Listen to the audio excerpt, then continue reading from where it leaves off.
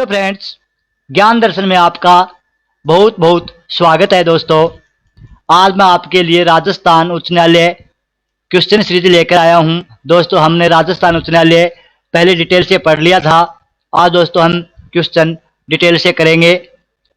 चलिए देखते हैं। सबसे पहले दोस्तों क्वेश्चन नंबर 1 है, उच्च न्यायालय का उल्लेख कौन से भाग में है? उच्च न्यायालय का उल्लेख कौन से भाग में है? तो दोस्तों भाग 6 में है। और दोस्तों इसके अलावा बता दूं आपको, भाग 2 है उसमें नागरिकता का उल्लेख है। भाग 4 है दोस्तों, उसमें नीति निर्देशक तत्व है उनका उल्लेख है। भाग 4 में नीति निर्देशक मौलिक करते हुए उनका उल्लेख है। दोस्तों भाग 6 है वो राज्य से संबंधित है, इसलिए राज्य में उच्च न्यायालय आता है, तो उच्च न्यायालय का उल्लेख भी भाग 6 में ही है। और भाग 14 में दोस्तों प्रशासनिक विभाग है, उसका प्रशासनिक अधिकरण है, उसका वर्णन दिया गया है। दोस्तों जो प्रशासन से संबंधित कार्य होते हैं वो भाग 14 से संबंधित हैं। भाग 6 में राज्य से संबंधित है दोस्तों, और राजस्थान उच्च न्यायालय है वो भाग 6 में ही आता है।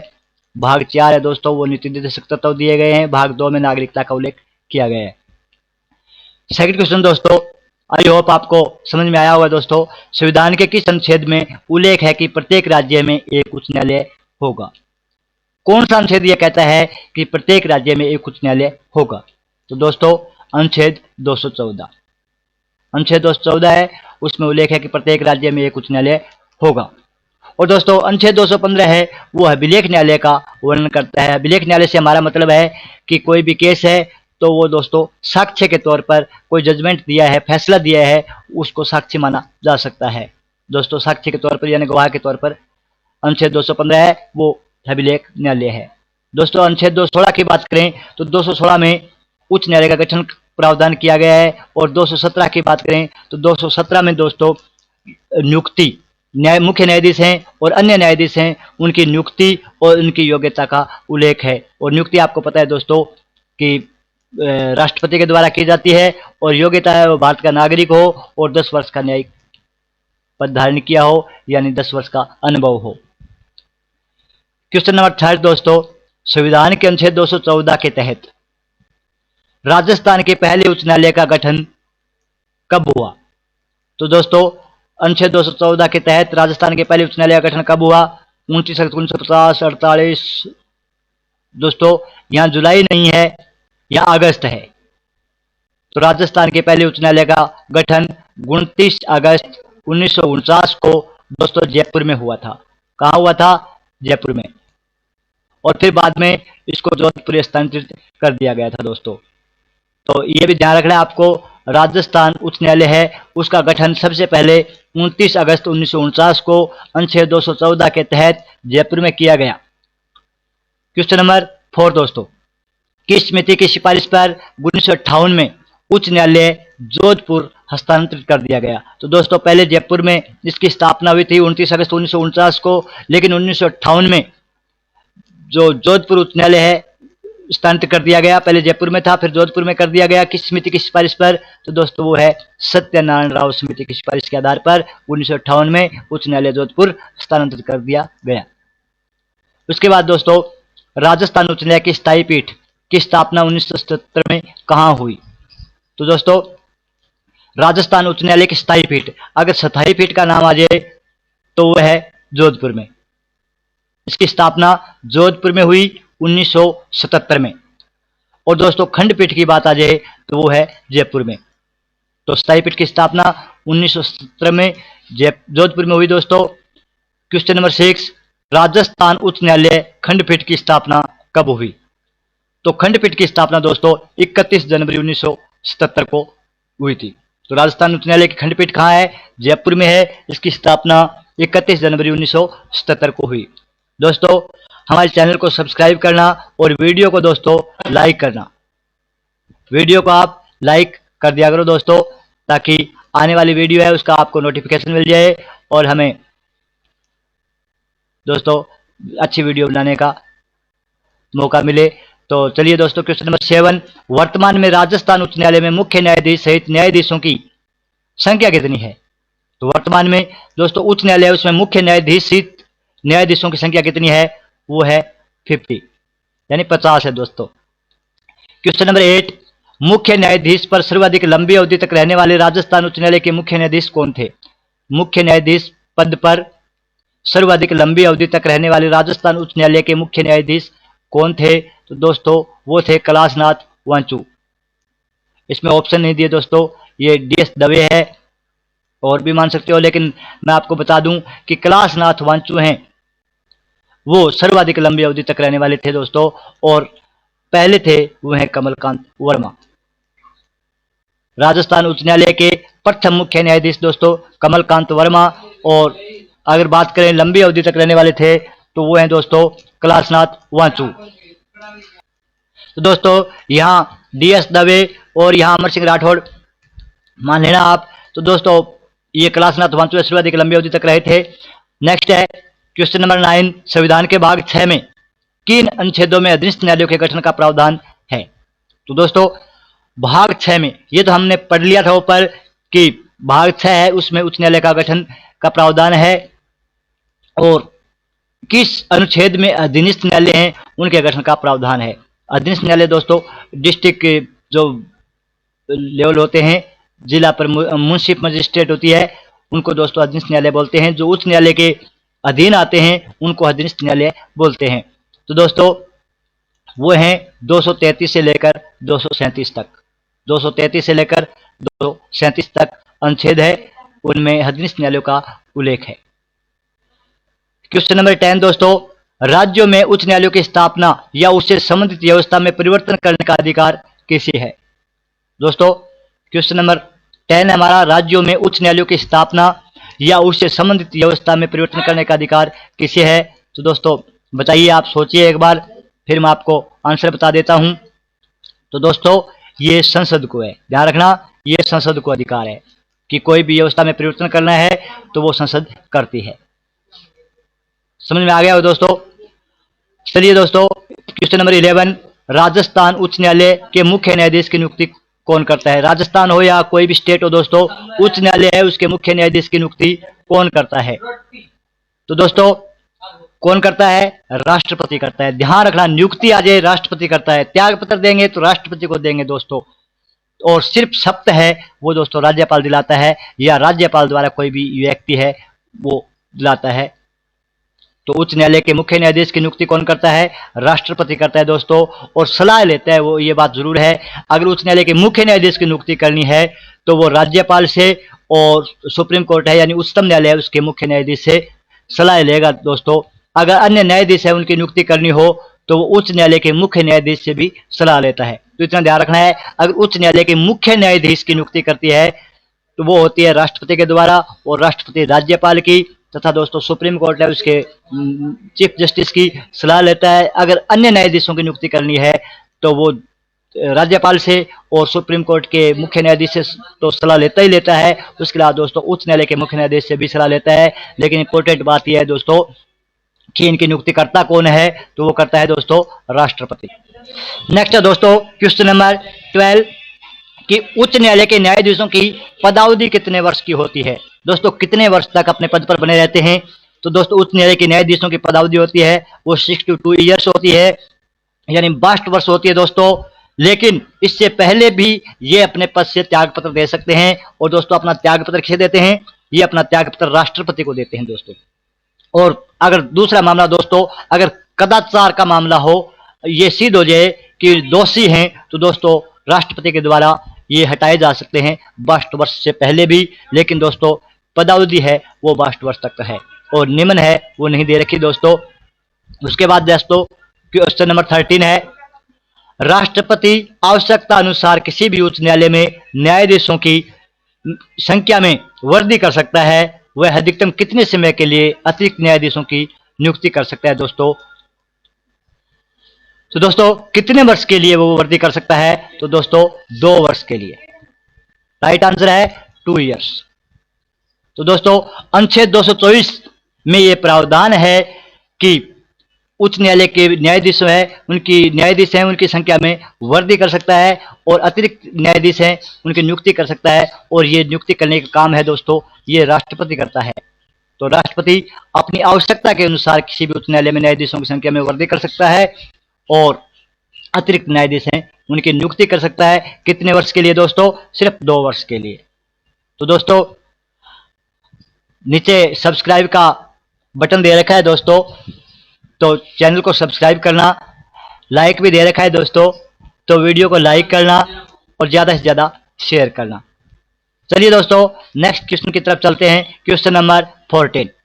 क्वेश्चन नंबर 14 में दोस्तों क्या है कि किस अनुच्छेद में उच्च न्यायालयों को उद्देश्य की पूर्ति के लिए लेख आदेश का निर्देश जारी करने का अधिकार है? कि उच्च न्यायालय है उसको मौलिक अधिकारों के लिए लेख आदेश या निर्देश जारी करने का अधिकार है। तो वो अनुच्छेद कौन सा है दोस्तों? वो अनुच्छेद है 226। अनुच्छेद 226 के अंतर्गत दोस्तों वो याचिका दायर कर सकता है। मौलिक अधिकारों की रक्षा के लिए लेख आदेश और निर्देश जारी करने का अधिकार है। तो दोस्तों याचिका जारी करने का अधिकार है उच्च न्यायालय को, और याचिका में दोस्तों बंदी प्रत्यक्षीकरण आता है, प्रतिषेध आता है, उत्प्रेषण, ये चीजें आती है दोस्तों। और मौलिक अधिकारों के लिए लेख आदेश और निर्देश जारी करने का अधिकार है अनुच्छेद 226 के अंतर्गत दोस्तों। उसके बाद है दोस्तों अनुच्छेद 219 की बात करें तो 19 में शपथ होती है दोस्तों। शपथ न्यायाधीश हैं उनको शपथ दिलाने का काम है दोस्तों अनुच्छेद 219 में। और शपथ दिलाता कौन है दोस्तों? वो दिलाता है राज्यपाल। ये भी ध्यान रखना, अनुच्छेद 219 शपथ, और शपथ दिलाता कौन है? राज्यपाल। अगर बात करें दोस्तों अनुच्छेद 222 की, अनुच्छेद 222 में स्थानांतरण। और दोस्तों अनुच्छेद 227 की बात करें तो इसमें प्रशासनिक व्यवस्था है, वो आती है कि प्रशासन से संबंधित कार्य हैं वो अनुच्छेद 227 से संबंधित हैं दोस्तों। तो 226 है वो आप बहुत ज़्यादा अच्छे से याद रखना दोस्तों, क्योंकि ये क्वेश्चन बार बार पूछा जाता है कि मौलिक अधिकारों की रक्षा के लिए लेख आदेश का निर्देश जारी करने का अधिकार उच्च न्यायालय को है, किस अनुच्छेद के तहत? तो अनुच्छेद 226 के अंतर्गत दोस्तों। उसके बाद है क्वेश्चन नंबर 15। उच्च या अधीनस्थ न्यायालयों की प्रशासनिक व्यवस्था को कौन देखता है? दोस्तों प्रशासनिक व्यवस्था का नाम आ जाए तो प्रशासनिक व्यवस्था हमने ऊपर देखी है कि अनुच्छेद 227 है, वो है दोस्तों प्रशासनिक व्यवस्था। अनुच्छेद 227 प्रशासनिक व्यवस्था। और प्रशासनिक व्यवस्था को देखता कौन है? दोस्तों रजिस्ट्रार। रजिस्ट्रार देखता है, यह भी ध्यान रखना। उच्च न्यायालय या अधीनस्थ न्यायालय हैं दोस्तों, उनकी प्रशासनिक व्यवस्था को रजिस्ट्रार देखते हैं। अनुच्छेद 227 में प्रशासनिक व्यवस्था का वर्णन है दोस्तों। नेक्स्ट है क्वेश्चन नंबर 16। भारत में सर्वप्रथम उच्च न्यायालय की स्थापना कहाँ हुई? दोस्तों भारत में सबसे पहले उच्च न्यायालय की स्थापना कहाँ हुई? कलकत्ता, पटना, भोपाल, इलाहाबाद। दोस्तों आपको ध्यान है तो आप इसका आंसर कमेंट में भी दे सकते हैं, लेकिन चलो दोस्तों आंसर बता देता हूं मैं। भारत में सर्वप्रथम उच्च न्यायालय की स्थापना दोस्तों कलकत्ता में हुई थी। काला कुत्ता कोलकाता। दोस्तों भारत में सर्वप्रथम उच्च न्यायालय की स्थापना कलकत्ता में हुई थी। कब हुई थी? 1962 में, 1962 में दोस्तों, 1962 में। कौन कौन से स्थान से दोस्तों जहां उच्च न्यायालय की स्थापना हुई? 1962 में 3 जगह दोस्तों उच्च न्यायालय की स्थापना हुई। तो सबसे पहले कलकत्ता था हमारा, उसके बाद दोस्तों मद्रास और मुंबई में। तो दोस्तों मुंबई में भी हुई थी, एक तो मुंबई में हुई थी, दूसरी मद्रास में हुई थी, और तीसरी कलकत्ता में हुई थी दोस्तों। कब? 1962 में। तो ये दोस्तों मुंबई और एक मद्रास में हुई थी दोनों जगह, और तीसरा कोलकाता है दोस्तों। कलकत्ता में भी उच्च न्यायालय की स्थापना हुई इन 1962। और दोस्तों इलाहाबाद की बात करें तो 1966 में हुई थी। उसके बाद यानी इन 3 स्टेट के बाद 1966 में इलाहाबाद में उच्च न्यायालय की स्थापना हुई थी। नेक्स्ट चलिए दोस्तों क्वेश्चन नंबर 17। वर्तमान में भारत में कितने उच्च न्यायालय हैं? इंपॉर्टेंट क्वेश्चन है दोस्तों, वर्तमान में भारत में कितने उच्च न्यायालय हैं? 24, 25, 27, 31। दोस्तों वर्तमान में भारत में 25 उच्च न्यायालय हैं। पहले 24 थे, लेकिन अभी 25वां हो गया है दोस्तों। कौन सा? अमरावती। कौन सा हो गया? अमरावती। और अमरावती कब बना दोस्तों? यह बना था 1 जून 2019 को। 1 जून 2019 को दोस्तों, 1 जून 2019 को ये बना था अमरावती। अमरावती उच्च न्यायालय की स्थापना 1 जून 2019 को बना था। तो वर्तमान में भारत में उच्च न्यायालयों की संख्या दोस्तों 25 है, 25 है।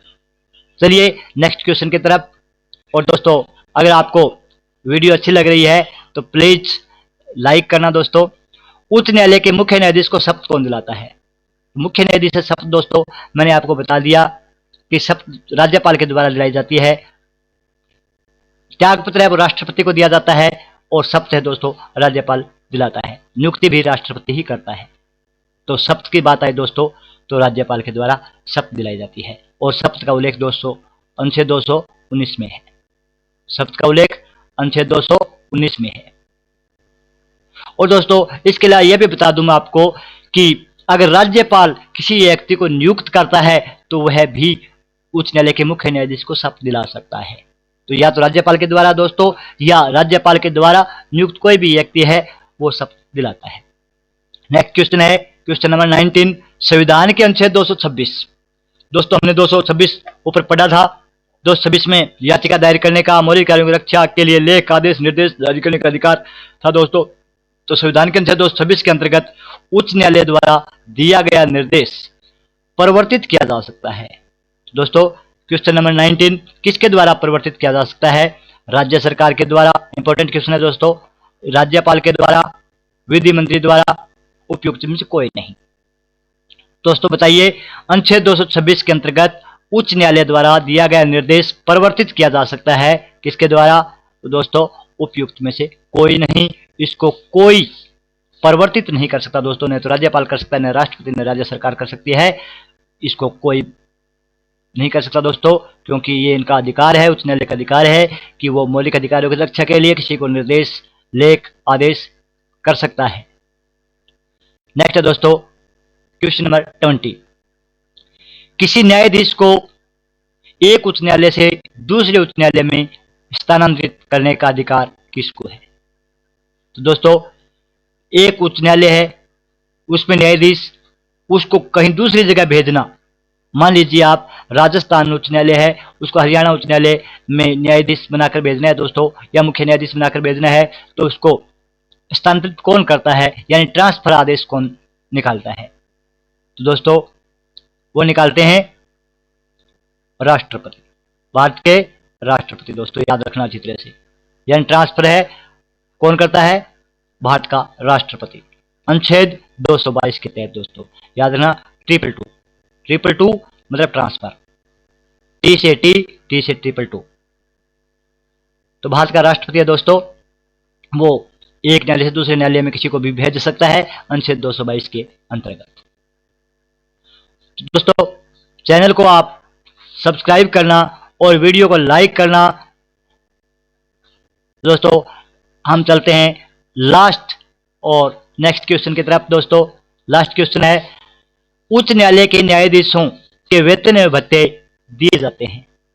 तो वेतन और भत्ते किसके द्वारा दिए जाते हैं दोस्तों? तो राज्य की आकस्मिक निधि के द्वारा, भारत की आकस्मिक निधि के द्वारा, राज्य की समेकित निधि द्वारा, या संचित निधि कह सकते हैं दोस्तों, भारत की संचित निधि के द्वारा। तो उच्च न्यायालय के न्यायाधीशों के वेतन और भत्ते हैं दोस्तों वो राज्य की समेकित निधि के द्वारा दिए जाते हैं।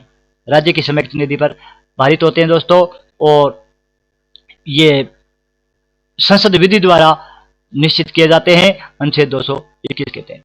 अनुच्छेद दोस्तों 221 के तहत संसद विधि द्वारा निश्चित किए जाते हैं।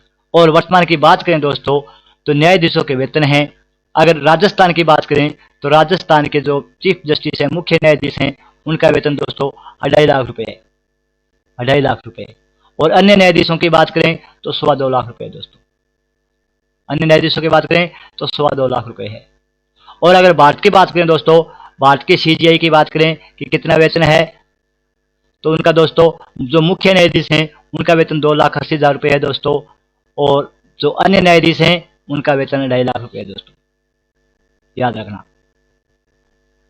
तो राजस्थान की बात करें तो इनका वेतन 2.5 लाख रुपये है मुख्य न्यायाधीश का, अन्य न्यायाधीश है उनका वेतन 2.25 लाख रुपये है। और दोस्तों एक बात और बता दूं मैं आपको कि वर्तमान में राजस्थान के जो मुख्य न्यायाधीश हैं वो है इंद्रजीत महंती। और दोस्तों आज के लिए इतना ही, धन्यवाद। आगे क्लास में फिर मिलेंगे दोस्तों। वीडियो को ज़्यादा से ज़्यादा आप लाइक करना, शेयर करना और चैनल को सब्सक्राइब करना। Thank you. ज्ञान दर्शन चैनल को सब्सक्राइब करें और वीडियो को लाइक करें। धन्यवाद।